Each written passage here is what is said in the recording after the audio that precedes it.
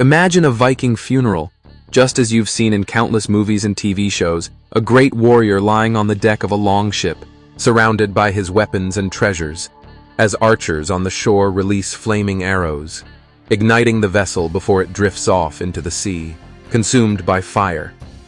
It's a dramatic and captivating image. But what if I told you this iconic send-off is mostly a myth? In this video, I'm going to break down the real Viking burial practices. You'll learn how only a select few were actually buried with their ships, what the Vikings truly believed about the afterlife, and how some of the most famous archaeological finds, like the Gokstad ship, shed light on how Viking nobles were honored in death. If you're ready to dive into the fascinating facts behind one of history's most intriguing cultures, keep watching. So, how were Vikings really buried? As pagans, they practiced both cremation and burial in the ground. A warrior might be buried with weapons, clothing, and tools, while noble women were often laid to rest with their jewelry. The more powerful or wealthy the deceased, the more elaborate the burial offerings.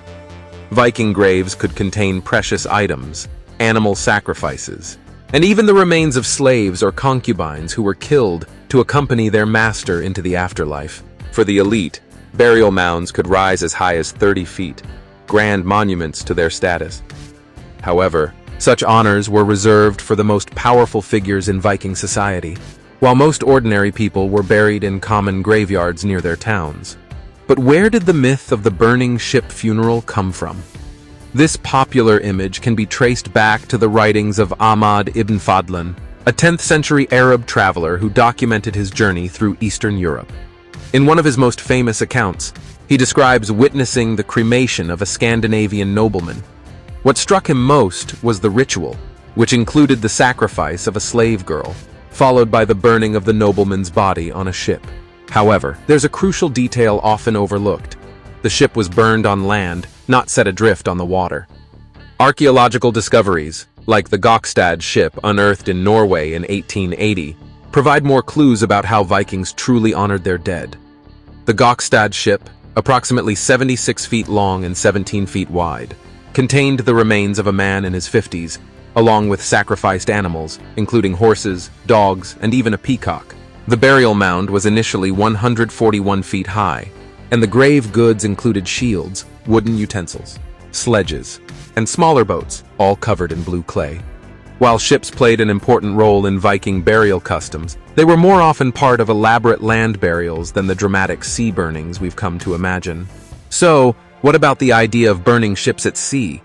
From a practical standpoint, this would have been nearly impossible. Modern cremation requires temperatures of at least 1,600 degrees Fahrenheit to fully incinerate a body. And even then, bone fragments remain. Open-air cremation, as practiced by the Vikings, would have taken much longer and required constant attention to maintain the heat, something you simply couldn't do if a ship were floating away. Had the Vikings actually attempted to burn their dead at sea, the waters of Scandinavia would have been filled with half-charred remains, far from the dignified send-off that's often portrayed in films.